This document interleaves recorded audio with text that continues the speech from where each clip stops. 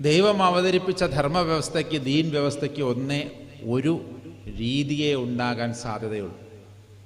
അതിൻ്റെ പ്രവാചകന്മാരും അനുവാചകരും അല്ലെങ്കിൽ അതിൻ്റെ പ്രയോക്താക്കളുമായിട്ടാണ് നമ്മുടെ എല്ലാ പ്രവാചക ശ്രേണികളും ഗുരുപരമ്പരകളും നമുക്കുണ്ടായിട്ടുള്ളത് എന്ന് മനസ്സിലാക്കിയാൽ തീരാവുന്ന പ്രശ്നമേ ഇവിടെയുള്ളൂ. ധർമ്മത്തിൻ്റെ ആദ്യത്തെ പ്രബോധനം തന്നെ, അല്ലെങ്കിൽ ആദ്യമായി ധർമ്മം എന്ന് ദീൻ കൈകാര്യം ചെയ്യേണ്ടുന്ന വിഷയം ഏതാണെന്ന് ചോദിച്ചു കഴിഞ്ഞാൽ നമ്മളൊക്കെ തെറ്റിദ്ധരിച്ചിരിക്കുന്നു, ദൈവത്തെക്കുറിച്ചാണ്. ദൈവത്തെക്കുറിച്ചല്ല ധർമ്മം ആദ്യമായി പറയേണ്ടത്. ആദ്യമായി തുടങ്ങേണ്ടത് ഈശ്വര വിശ്വാസത്തിലൂടെയാണ്, ഏകദൈവ വിശ്വാസത്തിലൂടെയാണ്. ഇന്നും ഞങ്ങളൊരു സംസാരത്തിൽ ആരോ ചോദിക്കുകയുണ്ടായി ഹിന്ദു ദൈവ വിശ്വാസത്തെക്കുറിച്ച്. ലോകത്തോട് ആദ്യമായി ഏകദൈവ വിശ്വാസം ഊട്ടിയുറപ്പിക്കാനുള്ള ശ്ലോകങ്ങൾ അവതരിപ്പിച്ചത് 5000 വർഷമെങ്കിലും പഴക്കമുണ്ടാകും ഋഗ്വേദം. അത്രയൊന്നും അല്ല ഞങ്ങളുടെ വിശ്വാസപ്രകാരം.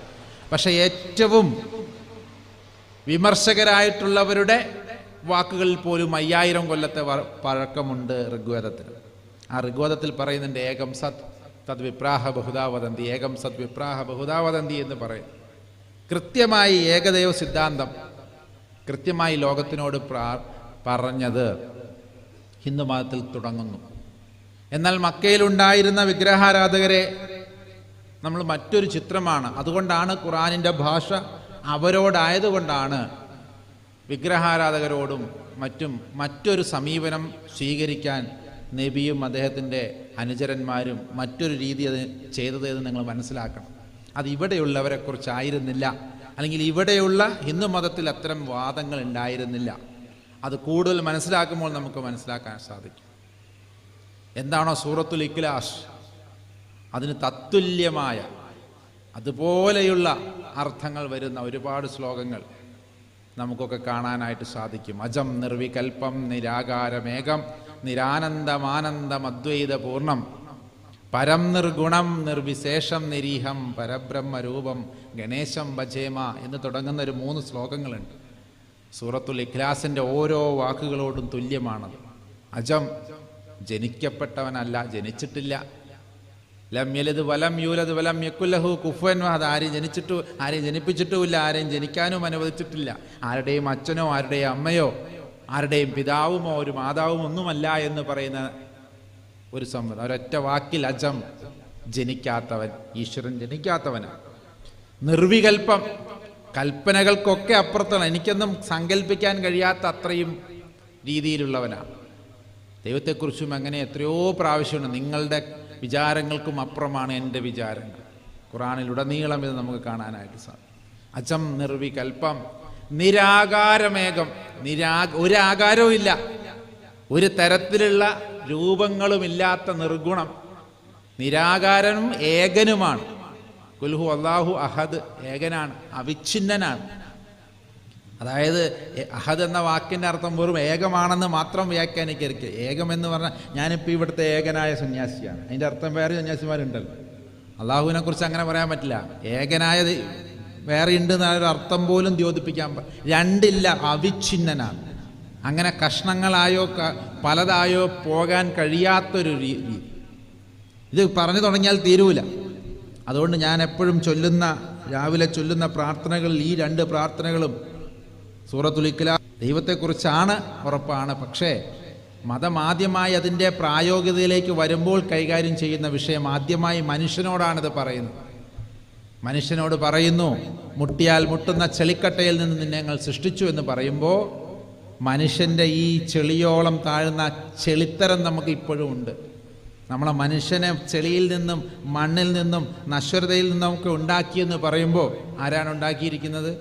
അല്ലാഹു നൂറു സമാവാതി വൽ അർള്, ലോകങ്ങളുടെയും ആകാശഭൂമികളുടെയും സർവത്തിൻ്റെയും പ്രകാശമായിരിക്കുന്ന ദൈവം മനുഷ്യനെ ഉണ്ടാക്കാൻ തീരുമാനിച്ചത് ചെളിയിൽ നിന്നാണ്, മണ്ണിൽ നിന്നാണ്. അതെല്ലാ മതങ്ങളും അങ്ങനെയാണ് പറയുന്നത്, എല്ലാ ശാസ്ത്രവും അതാണ് പറയുന്നത്.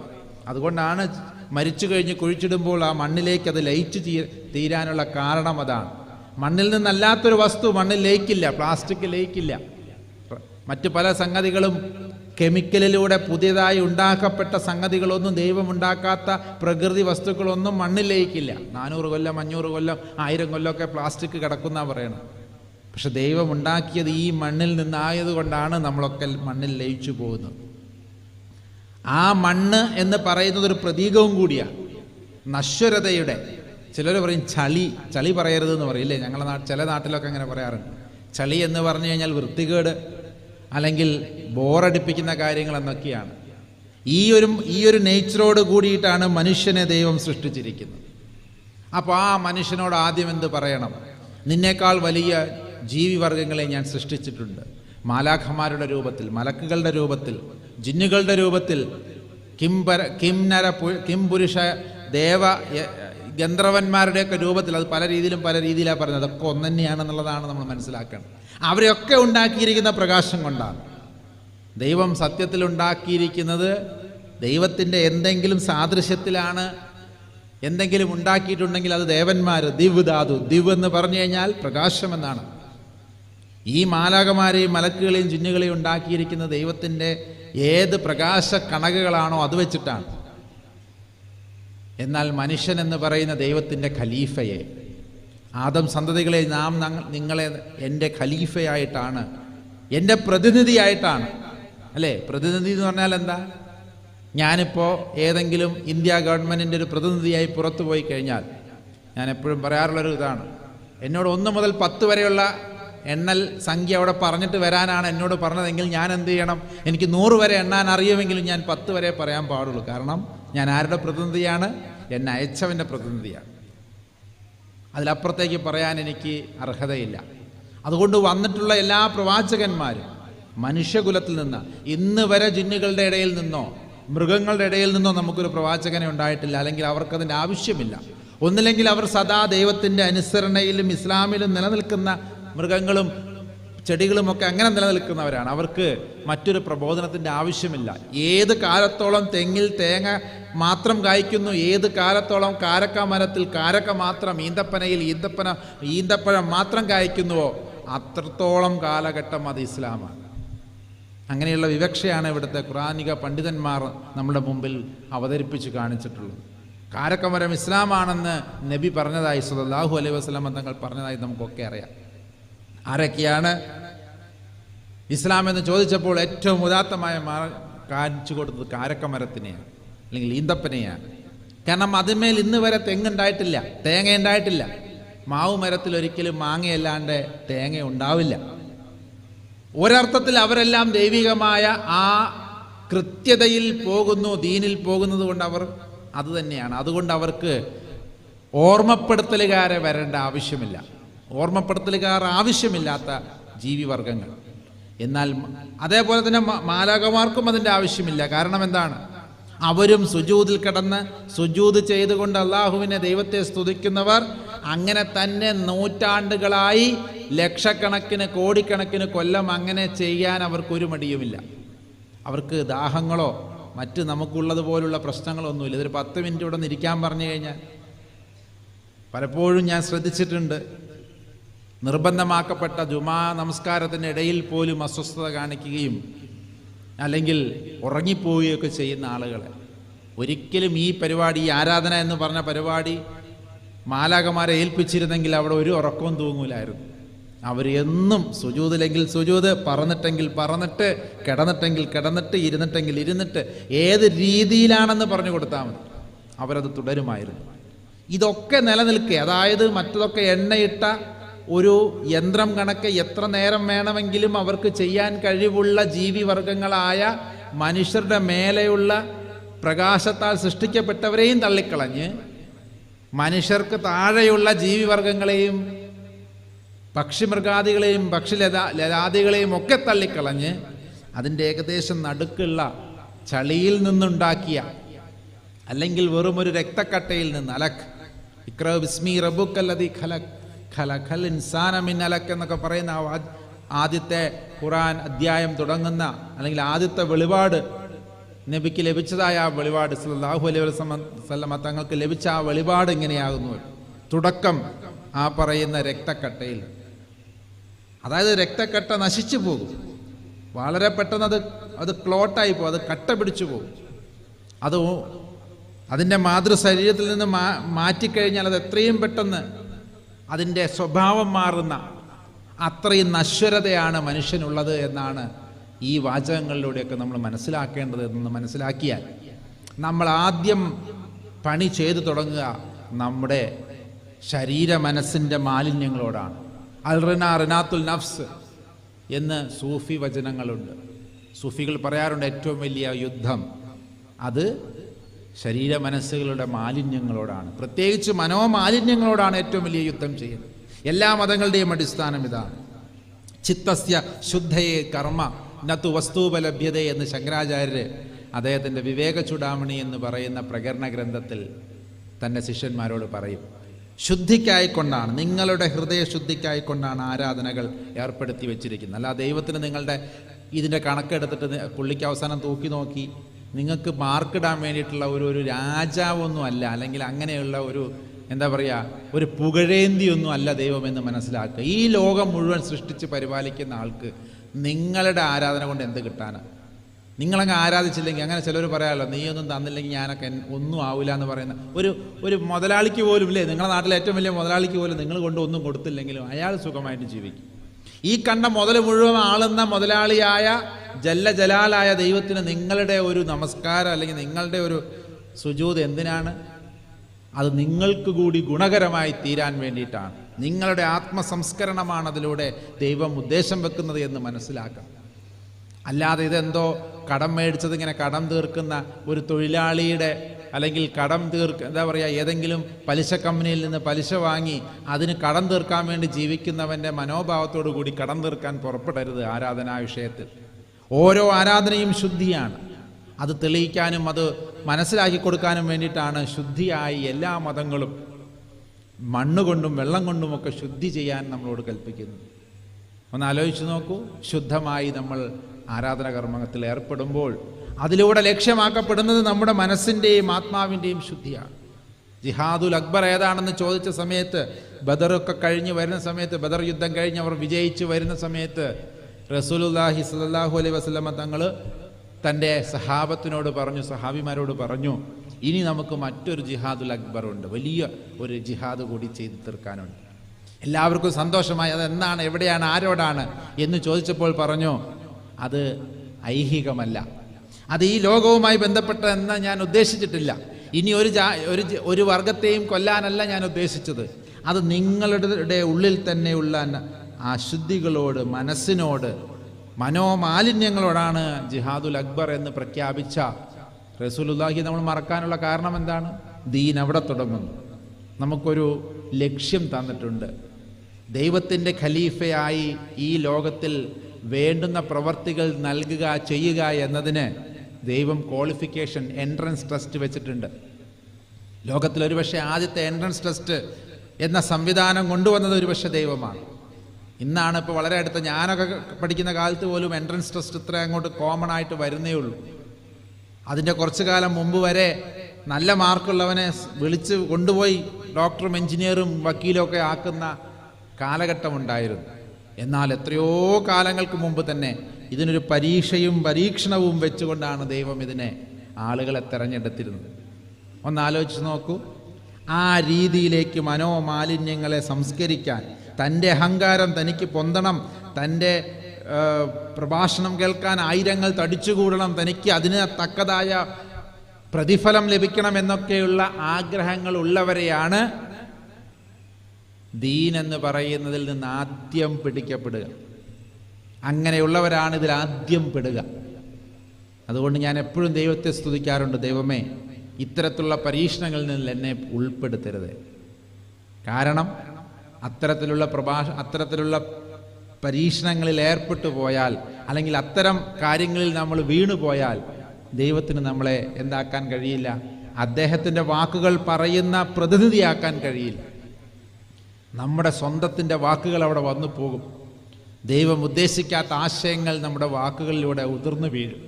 നമ്മുടെ ശത്രുക്കൾ ഉദ്ദേശിക്കുന്ന വാക്കുകൾ നമ്മുടെ ഉള്ളിൽ വന്നു വീഴും. ദൈവം ഒരിക്കലും മതത്തെ സമീപിക്കുമ്പോൾ പറഞ്ഞൊരു കാര്യമുണ്ട്, ഇത് ഹൃദയപരമാണ്. ഹൃദയത്തോട് കൂടി വേണം, ഹൃദയത്താൽ വേണം മതത്തെ സമീപിക്കാൻ. എല്ലാ മതത്തിലും അത് പറയുന്നു. ഹൃദയത്തിനൊരു ഭാഷയുണ്ട്, തലയ്ക്ക്, ബുദ്ധിക്ക്, തലച്ചോറിന്, യുക്തിക്കൊരു ഭാഷയുണ്ട്.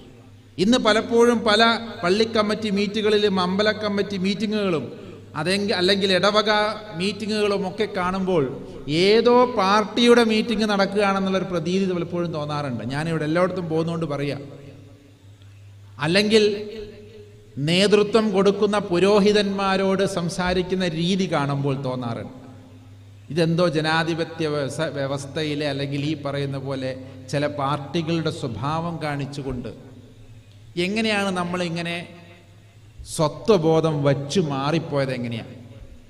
പണ്ടൊക്കെ ഞാൻ എപ്പോഴും ഓർക്കാറുണ്ട്, ഞാൻ കൗൺസിലിങ്ങുമായൊക്കെ ബന്ധപ്പെട്ട് കുറച്ച് പ്രവർത്തിക്കുന്ന ഒരാളായതുകൊണ്ട് ചില കോഴ്സുകളൊക്കെ അതിൻ്റെ ഭാഗമായി ചില ക്ലാസ്സുകളൊക്കെ എടുക്കാറുണ്ട്. അപ്പം അത്തരം ക്ലാസ്സുകളിലൊക്കെ പല ആളുകളും വന്നിരിക്കും. ആ കൂട്ടത്തിൽ ഒരുപാട് മൗലവിമാർ, ഒരുപാട് പള്ളിയിലച്ചന്മാർ, കന്യാസ്ത്രീകൾ, സ്വാമിമാർ, പള്ളിയിലച്ചന്മാരും അങ്ങനെയുള്ളവരൊക്കെ വന്നിരിക്കാറ്. അപ്പം ഞാൻ ചോദിച്ചു, നിങ്ങളൊക്കെ ഈ നിങ്ങളുടെ വിദ്യാഭ്യാസമൊക്കെ കഴിഞ്ഞതല്ലേ? നിങ്ങളുടെ 13 വർഷത്തെ വിദ്യാഭ്യാസത്തിന് ശേഷമാണ് നിങ്ങളൊരു കത്തോലിക്ക പള്ളിയിൽ അച്ഛനാകുന്നത്. ഏകദേശം ദർസിൽ ഓതി അല്ലെങ്കിൽ സക്കാഫി, ഫൈസി, ദാരമി, ഹുദമി, സുല്ലമി എന്നൊക്കെ പറയുന്ന നിസാമിയൊക്കെ ആവണമെങ്കിൽ ഇവിടെ അസ്നിയുണ്ട്. അസ്നിയൊക്കെ ആവണമെന്നുണ്ടെങ്കിൽ മിനിമം ഒരു 4-5 കൊല്ലം അതിൻ്റെ പിന്നാലെ കിതാബ് ഓതി തന്നെ ആവുകയുള്ളൂ. ഇതേപോലെ തന്നെ സന്യാസിയാകാനും ഒക്കെ കുറേ പഠിക്കേണ്ടതുണ്ട്. പക്ഷെ എന്തുകൊണ്ടാണ് നിങ്ങൾ ഇത്തരം ക്ലാസ്സുകളിൽ വരുന്നതെന്ന് ചോദിച്ചു പറഞ്ഞു, പണ്ടത്തെ ഓത്തുകൊണ്ടും കിതാബ് കൊണ്ടൊന്നും ഇപ്പം കാര്യം നടക്കാതെ ആയിട്ടുണ്ട്. കാര്യം എന്താണെന്ന് ചോദിച്ചാൽ, കുത്തുബ പ്രസംഗത്തിൻ്റെ ഇടയിൽ എന്തെങ്കിലും ഒരു ശാസ്ത്രീയ പരാമർശത്തിലെ എന്തെങ്കിലും ഒരു മിസ്റ്റേക്ക് വന്നു കഴിഞ്ഞാൽ സലാം വീട്ടുന്നതിന് മുമ്പേ വാട്സപ്പിൽ 1000 ആൾക്കാർ കണ്ടിട്ടുണ്ടാവും. ഏതോ ഒരു മൗലിയാർ പ്രസംഗിച്ചു, ഏതോ ഒരു മൗലവി പ്രസംഗിച്ചു, ദൈവം ഇങ്ങനെ കിലോമീറ്ററുകൾ സ്പീഡിൽ വരുന്ന മഴത്തുള്ളി അതിങ്ങനെ വന്ന് എവിടെയോ ആകാശത്തിൻ്റെ ഏതോ വിധാനത്തിൽ വെച്ച് അതിൻ്റെ സ്പീഡ് ദൈവം കുറയ്ക്കുന്നുണ്ട്, അല്ലാഹു തആല കുറയ്ക്കുന്നുണ്ട്. അത് നിങ്ങളുടെ തലയിലേക്ക് പതിക്കുന്നത് വളരെ മൃദുവായിട്ടാണ്. അതുകൊണ്ട് നിങ്ങളൊക്കെ അൽഹംദുലില്ലാ ദൈവത്തെ സ്തുതിച്ചോളി എന്ന് അദ്ദേഹം ഉദ്ദേശിച്ചിട്ടുള്ളൂ. പക്ഷെ അയാൾ പറഞ്ഞ കൂട്ടത്തിൽ അതിൻ്റെ സ്പീഡൊക്കെ പറഞ്ഞുപോയി, ഏതോ 1000 കിലോമീറ്റർ ഉണ്ട് എന്നൊക്കെ പറഞ്ഞുപോയി. ഇത് പറഞ്ഞ് പുറത്തിറങ്ങി സലാം വീട്ടുന്നതിന് മുമ്പേ ഇതിനെക്കുറിച്ചുള്ള പരാമർശങ്ങളും ട്രോളുകളും കണ്ട് ഇറങ്ങിയിട്ട് എനിക്ക് തോന്നുന്നു ആ മനുഷ്യൻ പിന്നെ തൊള്ളവർക്കാൻ ഒരു വഴിയില്ല. അയാളുടെ ആ വയൽ ജീവിതങ്ങൾ അവസാനിപ്പിച്ചിട്ടുണ്ടാവുന്നു. എനിക്ക് ആരാന്ന് അറിയില്ല കേട്ടോ, ഈ ഇരിക്കുന്ന മനുഷ്യനാന്ന് പോലും നമുക്കറിയില്ല. ഒന്ന് ആലോചിച്ച് നോക്ക്, കൊന്ന് കൊല വിളിക്കുകയാണ്. ഈ പറയുന്ന മതപുരോഹിതന്മാരുടെ ഉദ്ദേശം ഇവിടെ ശാസ്ത്രം പഠിപ്പിക്കലല്ല. എൻ്റെയും ഉദ്ദേശം ഇവിടെ ശാസ്ത്രം പഠിപ്പിക്കലല്ല. ഖുറാനും ബൈബിളും ഗീതയും ഒന്നും ശാസ്ത്രം പഠിപ്പിക്കാൻ ഉണ്ടാക്കിയതല്ല. ശാസ്ത്രീയമായ സത്യങ്ങൾ അതിൽ കണ്ടേക്കാം. മനുഷ്യനെ സംസ്കരിക്കുക എന്ന ലക്ഷ്യത്തിലാണ് എല്ലാ വേദഗ്രന്ഥങ്ങളും എല്ലാ മതഗ്രന്ഥങ്ങളും മതവ്യവസ്ഥകളും ഇവിടെ ഉണ്ടാക്കിയിരിക്കുന്നത്. ആര് പറഞ്ഞു നിങ്ങളോട് അതിൽ ശാസ്ത്രീയ സത്യങ്ങൾ അന്വേഷിക്കാൻ? ഭൂമി ഉരുണ്ടതാണ് നോക്കാൻ നിങ്ങളോട് ഖുറാനിൽ പറഞ്ഞിട്ടുണ്ടോ? ഞാനെങ്കിലും അല്ലെങ്കിൽ നിങ്ങൾക്ക് വല്ലതും നിങ്ങൾക്ക് തോന്നുന്നത് എന്താ വരുന്നിട്ടാണെന്നല്ല. നിങ്ങൾക്കറിയാവുന്നൊരു 100-200 കിലോമീറ്റർ ഉരുണ്ടാലും പരന്നാലും നിങ്ങൾക്ക് എന്താ ചെയ്തത്? എന്നിട്ട് അന്വേഷിക്കുക, ഖുറാനിൽ ഉരുണ്ടതാണോ പരന്നതാണോ, പച്ച വിരിപ്പ് പോലെയാണോ, മഞ്ഞ വിരിപ്പ് പോലെ, വിരിപ്പ് പോലെ എന്ന് പറഞ്ഞിട്ടുണ്ട്. വിരിപ്പ് പോലെ തോന്നുന്നതേ പറയാൻ പറ്റുള്ളൂ. അല്ലെങ്കിൽ ബൈബിളിൽ ഉരുണ്ടതാണോ, ബൈബിളിൽ ഇത് കണ്ടുപിടിച്ചിട്ടുണ്ടോ, വണ്ടീനെക്കുറിച്ച് പരാമർശമുണ്ടോ, മൈക്കിനെക്കുറിച്ച് പരാമർശമുണ്ടോ? ഉണ്ടാവാം, ഉണ്ടാവാതിരിക്കാം. നമ്മൾ മനസ്സിലാക്കണം, മതത്തെ ഹൈജാക്ക് ചെയ്യുന്നവർ ഇട്ടുകൊടുത്ത ചോദ്യങ്ങളുടെ മുമ്പിൽ നമ്മൾ കൊത്തി. ഇന്നിപ്പോൾ ഞങ്ങൾ മുബാറക്കിൻ്റെ വീട്ടിൽ, ജ്യേഷ്ഠൻ്റെ വീട്ടിൽ, മുനീർഖാൻ്റെ വീട്ടിലല്ലേ അല്ലേ, മുനീറല്ലേ, മുനീറിൻ്റെ വീട്ടിൽ, പുതിയ വീട്ടിൽ താമസിക്കുന്ന സമയത്ത് കൂടെയുള്ളവരൊക്കെ പോയി. എൻ്റെ 2 മക്കളുണ്ടായിരുന്നു. ഒരാൾ കുറച്ച് നാളെ ജോലിയുള്ളതുകൊണ്ട് നേരത്തെ പോയി. അവരും കൂടി അവിടെ മീൻ പിടിക്കുന്നുണ്ട്. തൊട്ടത് അവിടെയൊക്കെ പാടമാണ്. അതിൽ ഫാറൂഖൊക്കെ ഉണ്ടായിരുന്നു. ഞാൻ ഇങ്ങനെ മൈദയൊക്കെ ഉരുട്ടിയിട്ട് കൊടുക്കും. അപ്പം അത് കൊത്തും. വലിയ വലിയ മീനുകളൊക്കെ ചിലപ്പോൾ ഇവർക്ക് കിട്ടുകയുണ്ടായി. ഈ പരിപാടിയാണ് മതത്തിലേക്ക് പലതും ഇട്ട് തരികയാണ്. നമ്മളവിടെ കയറി കൊത്തിയാൽ പിന്നെ രക്ഷയില്ല, വെളിച്ച് കയറ്റും. അപൂർവം ചില ഭാഗ്യവാന്മാർ സ്ലിപ്പായി പോയിട്ടുമുണ്ട്. അങ്ങനെ സ്ലിപ്പായി പോയവർക്ക് ദൈവത്തിന് അൽഹംദുലില്ലാ എന്ന് പറയുക, അല്ലാണ്ട് എന്താ. പക്ഷെ വേദന കുറച്ചാലുണ്ടാവും കേട്ടോ, കീറിയിട്ടാണ് പോയിരിക്കുന്നത്. മതം കൊത്തരുത്, ഈ വക യുക്തി സമ്പ്രദായങ്ങളിലേക്ക് നമ്മൾ പോകരുത്. അതുകൊണ്ട് ഇത് കേൾക്കുന്ന പല ആളുകളും ഉണ്ടാവും. യുക്തിപരമായിട്ടല്ല ദൈവത്തെ സമീപിക്കേണ്ടത്. നിങ്ങളുടെ യുക്തിക്ക് ഒതുങ്ങുന്ന വസ്തുവല്ല ദൈവം. ദൈവത്തിന് നിങ്ങളുടെ യുക്തിക്ക് നിരക്കാവുന്നതല്ല. നിങ്ങളുടെ എല്ലാ യുക്തികൾക്കും അപ്പുറമാണ്. അല്ലാഹു നൂറ് സമാവാത്തി വൽ അർള് എന്നൊക്കെ പറഞ്ഞ അതിൻ്റെ അർത്ഥം എന്താ? ഈ നിങ്ങളുടെ ഈ പ്രകാശം തന്നെ നിങ്ങൾക്ക് ഭയങ്കര ബുദ്ധിമുട്ടല്ലേ? ഇതൊന്ന് കറണ്ട് അടിച്ചാൽ തീർന്നില്ലേ? ഒരാൾ നിന്ന് കത്തൂലേ? നിങ്ങളുടെ ഈ നിസാര ഇലക്ട്രിസിറ്റി, അങ്ങനെ എത്ര വലിയ ഇലക്ട്രിസിറ്റികൾ ഉണ്ടാക്കിയ, എത്ര വലിയ സൂര്യൻ, ഒരു സൂര്യൻ്റെ അടുത്ത് കുറച്ച് കിലോമീറ്റർ ഒന്ന് കയറി നോക്കണം, ഒരു പരിധി കഴിഞ്ഞാൽ കരിഞ്ഞു വീഴും. അങ്ങനെ എത്ര സൂര്യന്മാരുണ്ടെന്ന് ആർക്കറിയാം? ഈ കണ്ട പ്രപഞ്ചം മുഴുവൻ ഉണ്ടാക്കി വെച്ച ഈ വലിയ മഹാപ്രഭയെ നിങ്ങളുടെ ചെറിയ ബുദ്ധി വെച്ചൊന്നും അളക്കാൻ ശ്രമിക്കരുത്. പക്ഷെ നമ്മളെ പഠിപ്പിക്കുന്നത് ഇന്നതാണ്. സിലബസുകളിൽ പോലും മാറ്റം വന്നു. മതവിദ്യാഭ്യാസം, ഞാൻ ഇന്നലെ വിചാരിക്കുകയായിരുന്നു, ഈ മതവിദ്യാഭ്യാസം കൊടുക്കുന്ന ആളുകളെയൊക്കെ ഒന്ന് വിളിച്ചു കൂട്ടണം. അത് കത്തോലിക്ക പുരോഹിതന്മാരാകട്ടെ, സൺഡേ സ്കൂളിൽ പഠിപ്പിക്കുന്നവരാകട്ടെ, APK സുന്നി വിഭാഗത്തിൽപ്പെട്ട ആരും തന്നെ ആകട്ടെ, മദ്രസയിൽ പഠിപ്പിക്കുന്ന ഹെഡ് മാസ്റ്റർമാരെ അല്ലെങ്കിൽ അതിന് നേതൃത്വം കൊടുക്കുന്നവരെയൊക്കെ ഒന്ന്, അതേമാതിരി വേദപാഠശാലകൾ നടത്തുന്ന ആളുകളെയൊക്കെ ഒന്ന് വിളിച്ചു കൂട്ടിയിട്ട് പറയണം, നിങ്ങളുണ്ടാക്കുന്ന സിലബസിൽ നിങ്ങളുടെ മതത്തിലുള്ളത് മാത്രം മതി. അതിലേക്ക് യുക്തിയും ശാസ്ത്രമൊന്നും കൊണ്ടുവരാൻ ഹൈടെക് ആക്കാൻ നോക്കണ്ട. ഞാനൊരു ഹൈടെക് മദ്രസയുടെ ഉദ്ഘാടനം നടത്തി നമ്മുടെ കോഴിക്കോട് ജില്ലയിൽ. എനിക്ക് വളരെ സന്തോഷം തോന്നി. കാരണം AC റൂമൊക്കെയാണ് കുട്ടികൾക്ക് രാവിലെ മദ്രസ, AC, സ്മാർട്ട് റൂം, ഇങ്ങനെ സ്വിച്ച് ഇട്ടാൽ കത്തുന്ന മറ്റു കാര്യങ്ങൾ, ഇങ്ങനെ ഒരുപാട് കാര്യങ്ങൾ അവിടെ ഉണ്ട്. ഒരർത്ഥത്തിൽ എനിക്ക് വിഷമവും തോന്നി. ഞാനതവിടെ തുറന്ന് പറയുകയും ചെയ്തു. അവർക്കൊക്കെ ഇഷ്ടമാകുകയും ചെയ്തു. ഞാൻ പറഞ്ഞു, ഒരു കാലത്ത് മൂട്ടയും കൊതുവൊക്കെ കുത്തിപ്പടിച്ച ആ ഒരു സമ്പ്രദായത്തിൽ നിന്ന് ലഭിച്ച നന്മയൊന്നും ഒരു പക്ഷേ ഈ AC സമ്പ്രദായത്തിൽ ലഭിച്ചോളാൻ സാധ്യതയില്ല, സൂക്ഷിക്കണം. പുസ്താദിൻ്റെ കാലത്തൊക്കെ ഒരു പക്ഷേ മൂട്ടയും കൊതുവൊക്കെ ചൊറി കുത്തി പഠിക്കാൻ തന്നെ ഒരു പ്രയോഗമുണ്ട് അല്ലേ? ദർസിൽ കൂടെ പഠിക്കുമ്പോൾ കുട്ടികൾക്കൊക്കെ ചൊറി വരും. അങ്ങനെ ചൊറി കുത്തി പഠിക്കുമ്പോൾ ഉണ്ടാകുന്ന ഒരു സുഖം ഇന്നത്തെ ACയിൽ ചിലപ്പോൾ ഈ മദ്രസകളും വേദപാഠശാലകളും അല്ലെങ്കിൽ സൺഡേ സ്കൂളും മന്ദിരങ്ങളും ഒക്കെ ഹൈടെക് ആക്കുന്നതോട് കിട്ടുന്നില്ല. അതിനൊക്കെ ഇംഗ്ലീഷ് മീഡിയം സ്കൂളുകളുണ്ടല്ലോ. ഇവിടെയാണ് മതത്തിൽ പെടുന്നവരെ പെടുത്തുന്നതിന് വേണ്ടി ഇത്തരം ചിന്തകളാണ്. അല്ലാണ്ട് ഒരാളും ഒന്നും നമ്മൾ ആക്രമിക്കൂല. ഇസ്ലാമിനെ ആക്രമിക്കാൻ മറ്റു മതങ്ങളെ ഇവിടെ ചട്ടം കെട്ടിയിട്ടില്ല. ഹിന്ദുക്കളെ ആക്രമിക്കാൻ മറ്റു മതക്കാർക്ക് ഇവിടെ വേറെ ഫണ്ടുകൾ ലഭിക്കുന്നില്ല. അല്ലെങ്കിൽ ക്രിസ്തു മതത്തെ ഇല്ലാതെയാക്കാൻ മറ്റു മതക്കാർക്ക് ആർക്കും കൊട്ടേഷൻ കൊടുക്കപ്പെട്ടിട്ടില്ല. പക്ഷെ ആർക്ക് കൊട്ടേഷൻ കൊടുക്കപ്പെട്ടിട്ടുണ്ട്? അവനവൻ്റെ ഉള്ളിലുള്ളവർക്ക് തന്നെ കൊടുക്കപ്പെട്ടിട്ടുണ്ട് എന്നുള്ളത് ഇത് വാങ്ങിയവർ പോലും മനസ്സിലാക്കിയിട്ടില്ല എന്നുള്ള ചതിയാണ് ഇവിടെ ഞാൻ പറയുന്നത്. ഇതൊരു ചതിയാണ്. അറിഞ്ഞു ചെയ്യുന്നത് ചതിയല്ല, ഗുണ്ടായിസം എന്നാ പറയാം. ഞാനിപ്പോൾ അവനോട് ഗുണ്ടായിസം കാണിക്കുന്ന എടാ മറ്റവനെ വിളിച്ച്, അത് ഗുണ്ടായിസമാണ്. പക്ഷെ അവൻ പോലും അറിയാതെ അവൻ്റെ കിഡ്നി വരെ അടിച്ചു മാറ്റി പോകുന്നതിനെയാണ് എന്ത് പറയുന്നത്? ചതി. അത് അവൻ പോലും അറിയില്ല. നാളെ 2 ദിവസം കഴിഞ്ഞ് ഉറക്കോർന്ന് നോക്കുമ്പോൾ ഇവിടെ ഒരു ഓട്ട, എന്ത് പറ്റിയാവും? ആശുപത്രി ചെന്ന് സ്കാൻ ചെയ്യുമ്പോൾ കിഡ്നി ഇല്ല. ആര് കൊണ്ടുപോയി? ഇതിനാണ് ചതി എന്ന് പറയുന്നത്. നമ്മുടെയൊക്കെ അന്തസത്തയെ, മതങ്ങളുടെ അന്തസത്തയെ ചോർത്തിയെടുക്കാൻ നമ്മിൽ തന്നെ യുക്തിപരമായി ചിന്തിക്കുന്ന ചിന്താ പദ്ധതികളുള്ള ചില ആളുകളെ സൃഷ്ടിച്ചു എന്നതാണ് അവരുടെ ഏറ്റവും വലിയ കഴിവ്. ഇത് തുറന്ന് പറയണമെങ്കിൽ നമ്മളൊക്കെ ഒന്നിച്ചിരിക്കണം. അല്ലാണ്ട് സ്വാമീൻ്റെ വിഷയം അമ്പലത്തിൽ മാത്രം പറഞ്ഞതുകൊണ്ട് ഇതിനൊരു പരിഹാരമാകുന്നില്ല. സ്വാമി ഇത്തരം ഇസ്ലാമിക വേദികളിലും വന്നുകൊണ്ട് നിങ്ങളോടും നിങ്ങളുടെ ഭാഷയിൽ സംവദിക്കാനുള്ള അവസരം നിങ്ങൾ എനിക്ക് തരണം. അതേപോലെ തന്നെ നിങ്ങളുടെ ആളുകളും അവിടെയും വരണം. അപ്പോഴാണ് നമ്മളൊക്കെ ഒരേ രീതിയിൽ പറ്റിക്കപ്പെട്ടവരാണെന്ന് നമുക്ക് തിരിച്ചറിവ്. നമ്മൾ ഒന്നിച്ചാൽ ഈ തിരിച്ചറിവുണ്ടാകും. ഈ തിരിച്ചറിവുണ്ടായാൽ നമ്മളിതിന് കൂട്ടായ പരിഹാരം കാണും. ഇത് ഇഷ്ടമല്ല. അതുകൊണ്ട് ഹിന്ദുക്കൾ എത്രയും പെട്ടെന്ന് ഹിന്ദുക്കൾ മാത്രമായി ജീവിപ്പിക്കുക. അവർ ഇസ്ലാമിനെ നോക്കരുത്, ചിരിക്കരുത്, വേദി പങ്കിടരുത്, അവരുടെ പരിപാടിക്ക് പോകരുത്, ഖുർആൻ ആയത്ത് കാണാപ്പാഠം പഠിക്കരുത്, രാവിലത്തെ പ്രാർത്ഥനയുടെ ഭാഗമായി ഒരു സ്വാമി സൂറത്തുൽ ഫാത്തിഹ ഓതാൻ പാടില്ല എന്നൊക്കെ തന്നെയാണ് അവരുടെ ഇഷ്ടം. അതാണ് അവരുടെ ഇഷ്ടം. അതിപ്പോൾ എന്തിനാ എന്നോട് ചോദിച്ചിട്ടുണ്ട്, എന്തേ ഹിന്ദു മതത്തിൽ ശ്ലോകങ്ങളൊന്നും ഇല്ലാഞ്ഞിട്ട് അപ്പം രാവിലെ സൂറത്തുൽ ഫാത്തിഹ എന്ന് ഓതുന്നത്? ഞാൻ പറഞ്ഞു അതെൻ്റെ ഇഷ്ടം, എൻ്റെ അമ്മ പഠിപ്പിച്ചതാണ്, എൻ്റെ അമ്മയോട് കൂടിയുള്ള വസിയത്താണത്. അമ്മ മരിക്കുന്നവരെയും അത് ചൊല്ലിയിരുന്നു. അതെൻ്റെ ഇഷ്ടമാണ്, എനിക്കതിൽ ഇഷ്ടമുണ്ട്, അതിൽ ഗുണമുണ്ട്, മറ്റില്ല എന്നതല്ല അതിൻ്റെ അർത്ഥം. അതേപോലെ തന്നെ ഏതെങ്കിലും ഒരു ശ്ലോകം ഒരു മൗലവി ചൊല്ലുകയോ പറയുകയോ ചെയ്തു കഴിഞ്ഞാൽ അത് ശിർക്കായി എന്ന് വ്യാഖ്യാനിക്കുന്നവരുടെ മനസ്സാണ് അവരുടെ ആയുധം. അറിയോ, ഒരുപാട് മൗലവിമാരുമായിട്ട് ഞങ്ങൾ പല വേദികളിലും പങ്കെടുക്കാറുണ്ട്.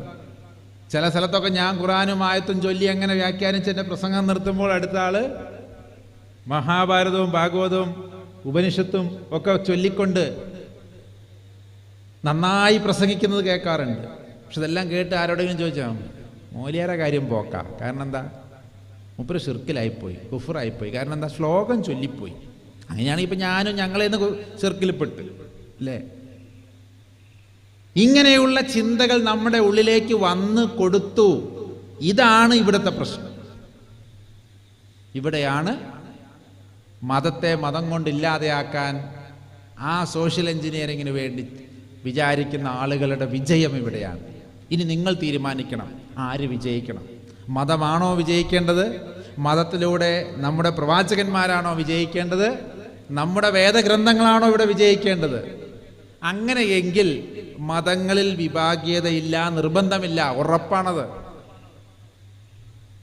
അന്ധകാലഘട്ടത്തിൽ എന്നല്ല, ഒരു പ്രവാചകന്റെ കാലഘട്ടത്തിലും ബലം പ്രയോഗിച്ചുകൊണ്ടുള്ള ഒരു മതപരിവർത്തനങ്ങളും നടന്നതായി ചരിത്രത്തിന് തെളിയിക്കാൻ കഴിയില്ല. ഉണ്ടെങ്കിൽ ഞാൻ ഈ പറഞ്ഞത് പ്രമാണിച്ച് ഞാൻ രാജിവെക്കും ഈ പണിയെന്ന്, ഞാൻ വേറെ വല്ല പണിക്കും പോകും. റസൂലുള്ളാഹിയുടെ കാലത്ത് ഒരിക്കൽ പോലും അദ്ദേഹം മതത്തിൽ നിർബന്ധം ചെലുത്തിയിട്ടില്ല. അദ്ദേഹത്തിൻ്റെ ബോധ്യം അദ്ദേഹം ഉറപ്പിച്ചു പറഞ്ഞു. ആ ബോധ്യത്തിലേക്ക് ആളുകളെ ക്ഷണിച്ചു എന്നത് നിർബന്ധിക്കലല്ല. ഇപ്പം ഇന്നലെ വീട്ടിൽ ചെന്നു, മുബാറക്കിൻ്റെ ഏട്ടൻ്റെ വീട്ടിൽ ചെന്നു. അവിടെ ചോറുണ്ട്, കറികളുണ്ട്, എല്ലാമുണ്ട്. അവർ എന്നെ നിർബന്ധിച്ചു, ചോറുണ്ണാൻ വിളിച്ചു. ഞാൻ ചോറുണ്ടില്ല. കാരണം എന്താ, ഞാൻ രാവിലെ കഴിച്ചാൽ പിന്നെ വൈകുന്നേരം ഒന്നും കഴിക്കൂല, ഉച്ചയ്ക്ക് കഴിക്കൂല, വൈകുന്നേരം കഴിക്കൂല. 24 മണിക്കൂർ കഴിഞ്ഞ് പിറ്റേ ദിവസം രാവിലെ കഴിക്കുകയുള്ളൂ. അത് നിർബന്ധിക്കും വേണ്ട, എന്തേലും ഉള്ളത് ചോദിച്ച് തിന്നുകയും ചെയ്യും. പക്ഷെ അവർ നിർബന്ധിച്ചു, അവർ ക്ഷണിച്ചു. പക്ഷെ അവരെന്ത് ചെയ്തില്ല, നിർബന്ധപൂർവ്വം അവിടെ തിന്നാണ്ട കിടന്നുറങ്ങാൻ പറ്റില്ല, നിന്നെ തല്ലി ഞങ്ങൾ കൊല്ലുമെന്ന് പറഞ്ഞില്ല. അങ്ങനെ ഒരു നിർബന്ധം വന്നിരുന്നെങ്കിൽ ഞാൻ ചിലപ്പോൾ പേടിച്ചിട്ട് തിന്നുമായിരുന്നു അല്ലേ, ഇവർ തല്ലിക്കൊന്നാലോ. അത്തരത്തിലുള്ള ഒരു ഹേമവുമില്ല. ഇക്രാഹ ഫിദ്ദീൻ എന്ന വാക്കിൻ്റെ അർത്ഥം അതാണെന്ന് മനസ്സിലാക്കണം. അതിൻ്റെ അർത്ഥം പ്രബോധനം വേണ്ട, മറ്റുള്ളവരെ ദീനിലേക്ക് വിളിക്കേണ്ട, അതൊന്നും അല്ല. മുബാറക്കൻ്റെ വീട്ടിൽ, ജ്യേഷ്ഠൻ്റെ വീട്ടിൽ ചോറുണ്ടെങ്കിൽ എന്നോട് ചോറുണ്ടെന്നോ എന്ന് ചോദിക്കുന്നൊരു മര്യാദയുണ്ട്. നല്ലതാണ്, നല്ല കറിയാണ്, ആലപ്പുഴയുടെ കറിയാണ്, നല്ല അരിയാണ്, കുട്ടനാട്ടിലെ അരിയാണ് എന്നൊക്കെ പറഞ്ഞ് എന്നെ എന്ത് ചെയ്യാം, പ്രേരിപ്പിക്കാം.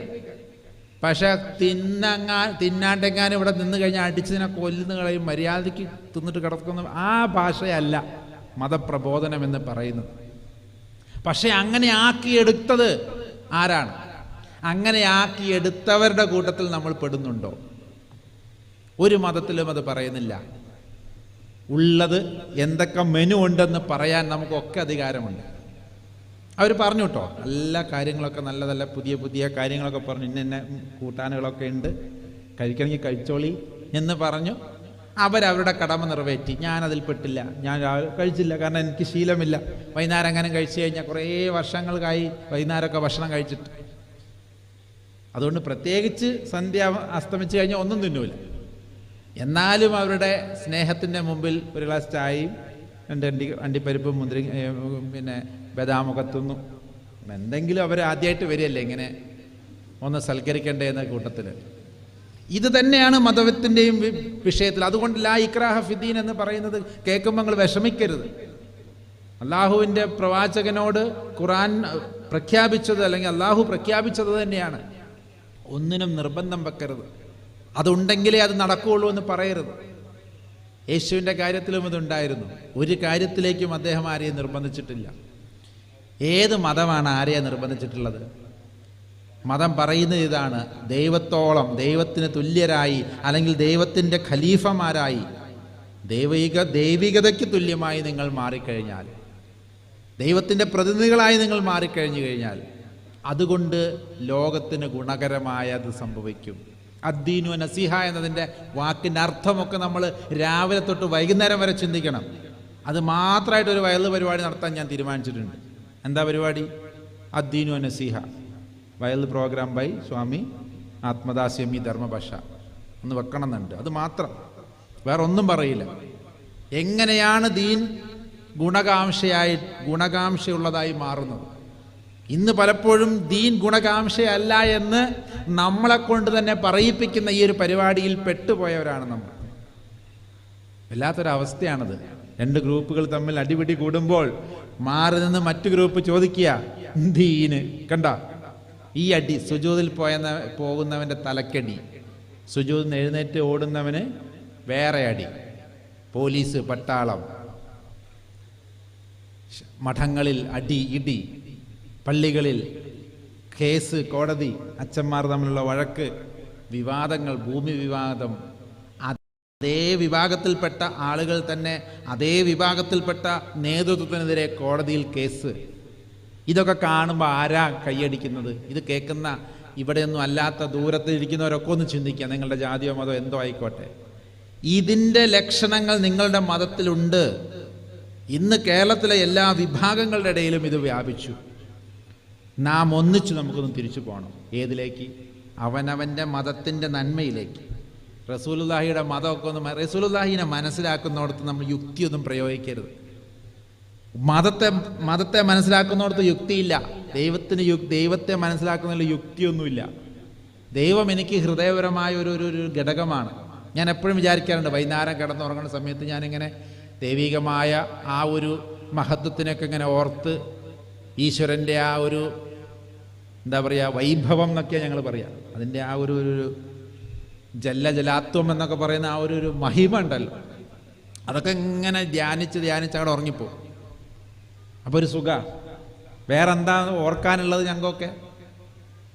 ഈ സുഖത്തിന് എന്ത് യുക്തിയാണ് എനിക്ക് പറയാനുള്ളത്? ഒരു യുക്തിയില്ല. അങ്ങനെ ചിന്തിച്ചാൽ വല്ല എന്താ യുക്തിയൊന്നുമില്ല. യുക്തി കൊണ്ട് പറ്റൂല. ഇവിടെയാണ് ധർമ്മം, ഞാൻ നേരത്തെ സൂചിപ്പിച്ചതുപോലെ ഗുണകാംക്ഷയുള്ളതായി ധർമ്മോ രക്ഷതിത രക്ഷിതഃ എന്ന് പറയുന്ന അവസ്ഥയിലേക്ക്. ധർമ്മത്തെ ആചരിക്കുന്നവനെ ധർമ്മം തിരിച്ചും രക്ഷിക്കുന്നു എന്നതിൻ്റെ അർത്ഥം എന്താ? അദ്ദീനു നസീഹ. ദീൻ ഗുണകാംക്ഷയുള്ളതാണ്, ധർമ്മം ഗുണകാംക്ഷയുള്ളതാണ്.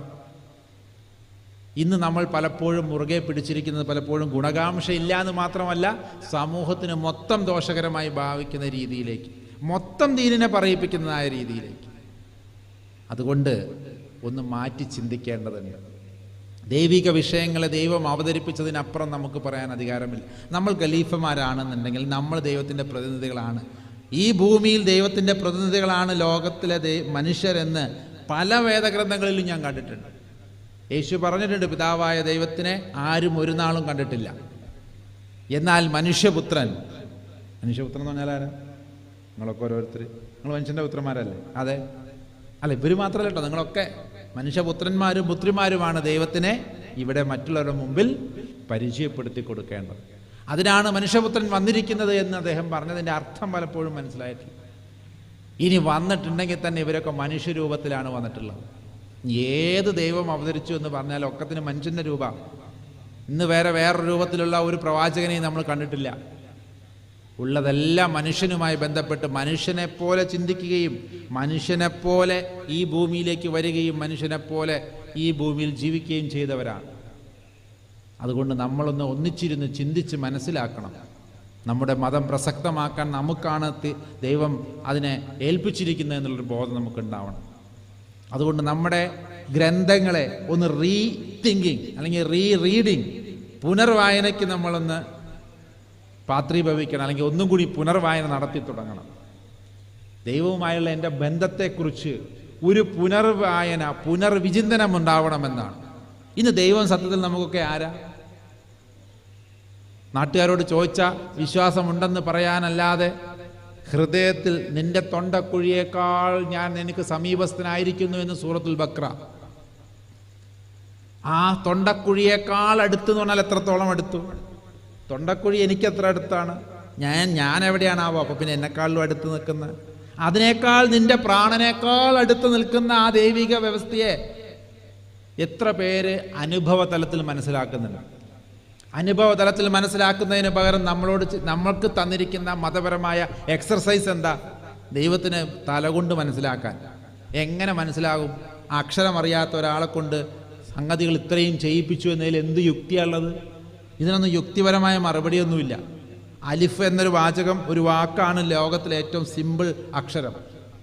ലോകത്തിലെ ഏറ്റവും സിമ്പിൾ അക്ഷരം ഏതാ? ആദ്യത്തെ അക്ഷരം ഇംഗ്ലീഷിൽ എന്ന് എഴുതണമെങ്കിൽ ഇങ്ങോട്ടിട്ട് പിന്നെ അതിന് വെട്ടുവിടണം. മലയാളത്തിൽ ആന്ന് എഴുതണമെങ്കിൽ ഇല്ലേ എന്തൊരു ബുദ്ധിമുട്ടാണ്. ആ എഴുതി വരുമ്പോഴേക്കും. പക്ഷെ അറബിയിൽ ഏറ്റവും സിമ്പിൾ ഒരു വര, ഒരു കുതിരക്ക് പോലും അലിഫ് എന്ന് എഴുതാം, പശുവിന് അലിഫ് എന്ന് എഴുതാം, കാലൊന്ന് തോണ്ടിയാൽ മതി. ഒരു മൃഗത്തിന് പോലും എഴുതാവുന്ന അത്രയും സിമ്പിൾ വാക്കാണ് അലിഫ്, ആദ്യ അക്ഷരം. ആ അലിഫ് എന്താണെന്ന് പോലും അതിന് മേലെയും താഴെയും എന്താ പറയുക, സദ്ദും മദ്ദും കിസ്റവും പുള്ളിയൊക്കെ ഇട്ട് കഴിഞ്ഞാൽ എന്താണെന്ന് പോലും തിരിച്ചറിയാൻ കഴിയാത്ത ഒരു നിരക്ഷരകക്ഷിയായ ഒരു പ്രവാചകനെയാണ് ഇക്കണ്ട വിജ്ഞാനങ്ങൾ മുഴുവനും നൽകി ഈ ലോകത്തിലേക്ക് അയച്ചു എന്നുള്ളതിൽ എന്ത് യുക്തിയാണുള്ളത്? അതിൽ യുക്തികൾ അന്വേഷിക്കേണ്ട, അത് ദൈവിക പദ്ധതിയാണെന്ന് അംഗീകരിച്ചാൽ മതി. ഇങ്ങനെ ഓരോ കാര്യത്തിലും ഇത് ദൈവികത പദ്ധതിയാണെന്ന് പറഞ്ഞ് ചോദ്യോത്തരങ്ങളില്ലാതെ സ്വീകരിക്കപ്പെടുമ്പോഴാണ് മതം പ്രസക്തമാകുന്നത്. അങ്ങനെ മതം പ്രസക്തമായെങ്കിൽ മാത്രമേ കാരുണ്യ പ്രവർത്തനങ്ങൾക്ക് പ്രസക്തിയുള്ളൂ. ഇല്ലെങ്കിൽ ഇവിടെ ആരോ നേരത്തെ സൂചിപ്പിച്ച പോലെ പ്രഭാഷകൻ, എനിക്ക് തോന്നുന്നത് സ്വാഗതം അല്ല, അതിൻ്റെ ഫസ്റ്റ് സ്വാഗതം പ്രസംഗം പറഞ്ഞ ആൾ പറഞ്ഞതുപോലെ ഇവിടെ ട്രസ്റ്റുകൾക്ക് കുഴപ്പങ്ങളൊന്നുമില്ല, അല്ലെങ്കിൽ ട്രസ്റ്റിൻ്റെ എണ്ണത്തിന് ഇവിടെ ഒരു കുറവുമില്ല, ഇഷ്ടംപോലെ ട്രസ്റ്റ് രജിസ്റ്റർ ചെയ്യപ്പെടുന്നുണ്ട്.